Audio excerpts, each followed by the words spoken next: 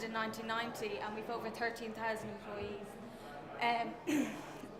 Today I'm here to tell you about what we do in the innovation team. So as part of the innovation team, we are constantly trying to find new ways to deliver our trials more efficiently, and be that either with the being more efficient with the sites or being more patient-centric.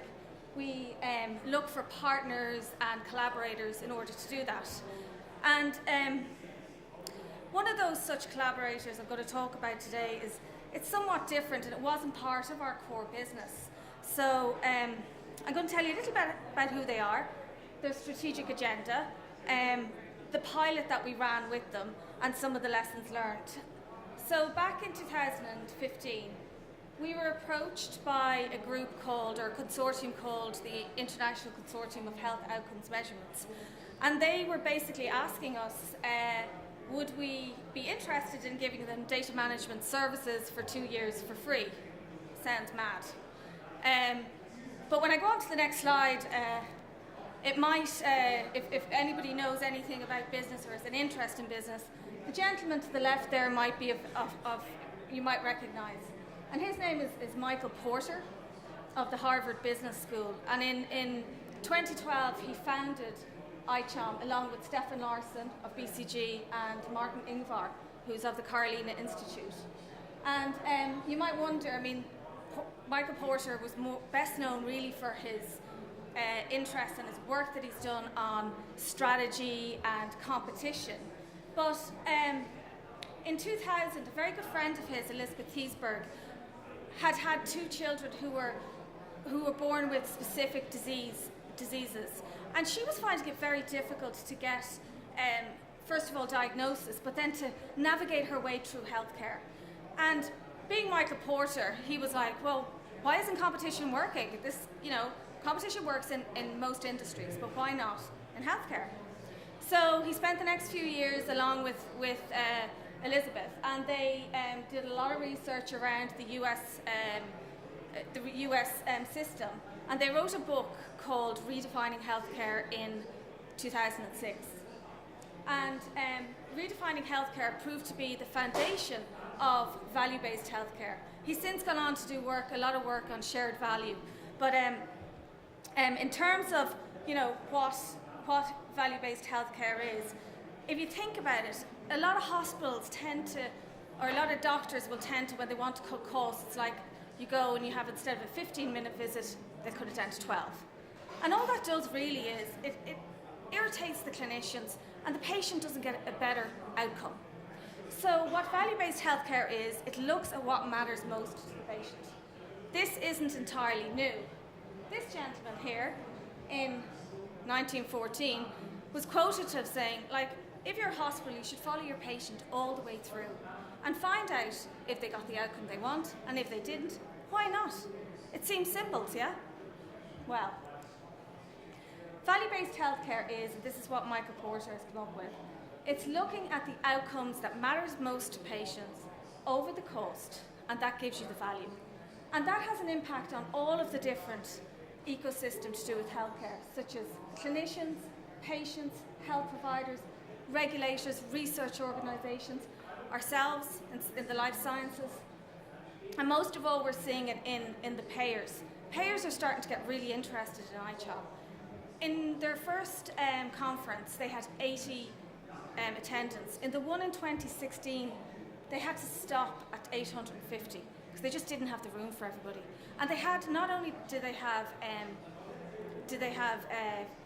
clinicians there and patient groups, they had heads of state. The Minister for Health, the Dutch Minister of Health was there. And in 2017, they signed an agreement, a letter of intent with the OECD, to come up with something similar to the PISA system, where they'll work with ICHOM to develop a kind of like a report card of how to collect patients' outcomes across the world. This is ICHOM's strategic agenda, and I'll explain a little bit about this. So the first thing they needed to do in order to measure outcomes is to find a common language. And the first thing that they did was, in 2012, was they wanted a common language across the world. So they brought together clinicians and registry leaders, key opinion leaders, and patient groups to develop standard sets of data.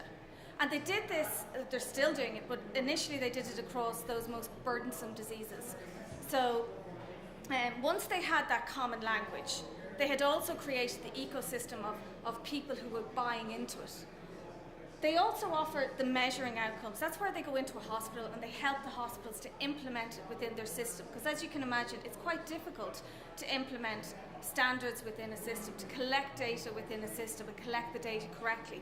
So it's about going in and matching the care path and seeing where you can actually collect that data easily. Because there's two parts to ICHOM's data sets. Well, there's three actually. There's the clinician data, there's the patient-reported data, and then there's the case mix variables so that you can risk adjust. 2015, they came to us and they asked us about benchmarking. This was where they asked us if we want to give them a lot of resource over a couple of years and help them to benchmark. And we thought about it and we thought, yeah, why not? You know, seems like a good thing. It's not our core business, but we can see that outcomes are more important to patients. And the healthcare system can't continue the way it is. It's just too expensive. It's growing exponentially. Something has to happen. And this is starting, ICHOM start from the ground up, but they're also looking to drive policy from the top down.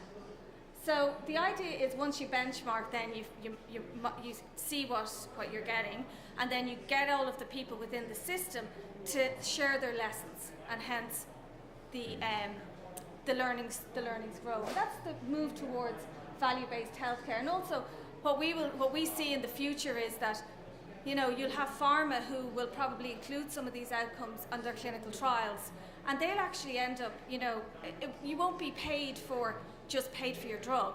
You'll be paid because the drug works. So in 2016, we started our benchmarking program. We took two of the standard sets of two disease areas that were pretty simple.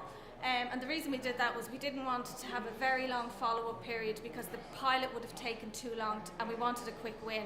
We wanted to learn about collecting data out there, and we wanted to do that quickly. We chose cataracts because it has, depending across the world, about a month and a 3-month follow-up period, and the hip and knee osteoarthritis had a year follow-up, but we implemented a 6-month follow-up.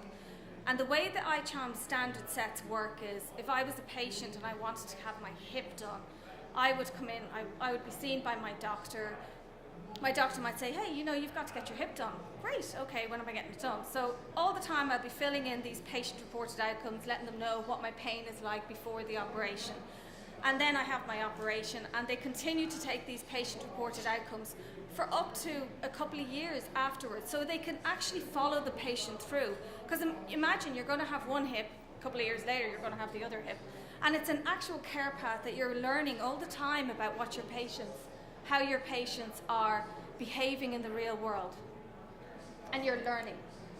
So we had two very simple objectives to this pilot. It was, first of all, can we build it? Is it do we have the technology to do this? Can we get across all those governance issues with collecting the data? And B, is it a valuable service? Is there any variation out there? Is there any difference with the way they treat hip and knee osteoarthritis in Sweden as to the way they do it in the US? We didn't know. We suspected, but we didn't know. But the answers to these have helped us to understand the variation that is actually out there. It's also helped us to understand, you know, what we need to do in order to make this a scalable model. This is these are the participants, the early innovators who actually took part in our global benchmarking program. And it was really interesting because these providers, and some of them are huge in the US and Arvand and in India, they're huge. They had downloaded the standard sets from the ICHOM website and they had implemented them themselves.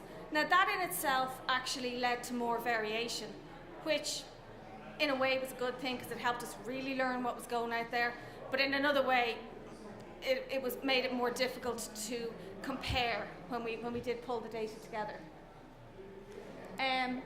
So we implemented a 4-month program design phase. This was where initially we kind of set it up like a clinical trial to give it some structure. And we developed a study plan so that all of the participants understood exactly what they were getting into. They understood the objectives, they understood how we were collecting the data, they understood how we were analysing the data, and also how they were going to get that data back. So what were they getting for this? How they were going to get anonymised reports back at the end of it. And in this 4-month period, we had to conduct technical calls, governance calls, and make sure that they really understood what the expectation was. So the data collection, initially we had offered them a system to enter the data into, but they were already collecting the data, so they were like no thanks. And they wanted a way to send us the data without having to, as simple as possible. So we created a data transfer specification, and they took the data either from their modular system or self-contained system. So they had patient-reported system, which is an electronic patient-reported outcome system, and then they might have taken data from their EHR and they put it together and they sent it to us through our secure FTP server, and we aggregated the data. Now, there was very little we could give them back in terms of learnings because they can't change it. But what we could tell them was, structurally you're either right or you're wrong, you're missing data, or you're duplicate data or invalid data, so you're not following what we expect. Now, so as I said, this is just the timeline and some key figures. So between January 2016 and when we finished reporting, it took us about 12 months of data collection, because we had to make sure we had enough follow-up data in order to be able to create the risk adjustment algorithm and then to run that over the data, because you have to compare apples to apples. So you can't have one hospital who has incredibly sick people or with a lot of comorbidities. So you have to run a risk adjustment algorithm over that to kind of balance it out. But overall, we got 62,000 operative eyes and over 6,000 surgical records of hip and knee, and over 250 data transfers over that period that we dealt with. In about July, we started focusing on the fact that the conference was coming up, and we were like, wow, we can't just hand them back, a report. We have to do something fancy. So we developed a minimum viable product, and this is a data visualization tool that we developed in conjunction with ICHOM, and it basically will allow them to look at their data versus the benchmark data, and that's all anonymized, so they can't actually go in and look at anybody else's data. They can just look and see where they are versus the benchmark. And this was really interesting. We got a lot of feedback from this. We haven't released it yet because we have a lot of work to do to actually externalize this, and we're working on that at the moment. That's our next goal, is to get this out to the providers who are part of the benchmark, and to get them to look at it and provide us feedback and then to improve. So it's all about learning. This project is really all about learning. If you go on our website, the ICON website, there's a nice video. I just didn't put it on here, but there's a nice video you can have a look at. It tells you exactly how it works. So what have we learned? Well, we've learned that it's actually, if you didn't have ICHOM's network of providers, it was quite difficult to do this. They had built that network by including the hospitals in the development of the standard set, so they were already bought into it. There is huge variation in the data. They're not all collecting the data as per the standard set, and their interpretation of how they collect that data is different. Anyone who knows anything about patient-reported outcomes knows that it's to do with intellectual property, and authors are very specific about how you would migrate a patient-reported outcome from paper to electronic. So it's very important that they do that correctly. Now, I wasn't entirely convinced that was done. And the other thing is, I suppose, overall, it told us that there's a lot of work for ICHOM to do as a standards organisation in terms of helping the providers implement these standard sets. No point, it's like, if you let somebody download something, it's like Napster, they'll just do whatever they want. If you really want to get good integrity into your data, you've got to show them how to do it, and you've got to certify what they're doing. But you know, overall, it was a pilot program and offered a really good foundation for what we were doing. This is my last slide. I'm not going to read this, right? This just, if anyone wants to look at the slides, will give you an idea for what outcomes data is. But I'll give you an idea for what value-based healthcare actually does when it's in action. So I was at the conference, one of the conferences in 2016, and we had a speaker, and she was from one of the large hospitals in the US, and they had a network of hospitals underneath them. And they had one hospital in Alabama and one in Florida. And one of the hospitals was doing their hip and knee operations. The patients were having a 2.5 day stay, and in the other hospital it was 2.9 day. And their pain score was better in the other hospital. So they took all the data that they'd been collecting through the iCharm data sets, and they looked to see what was the difference. And it turned out to be the anaesthetic that they used. So what they did was they implemented the same process in the hospital that was not performing as well, and they actually outperformed the other hospital, improved their pain point by another point, and they figured out they saved $1,300, or it was $1,100 for every operation. Now that's through value-based healthcare in action. Thank you.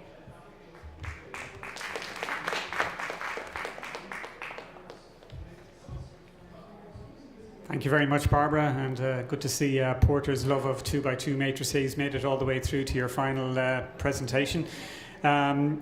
So that wraps it up for today. I hope everybody enjoyed the day. Quick thank you to our sponsors, Vodafone. Particular thanks to Aileen, Mick and all the team for keeping everything running smoothly today. And a lot of what we talked about today was change. Enjoy the sun while it's out there. It's going to change twice by the weekend. And all the best. Thank you.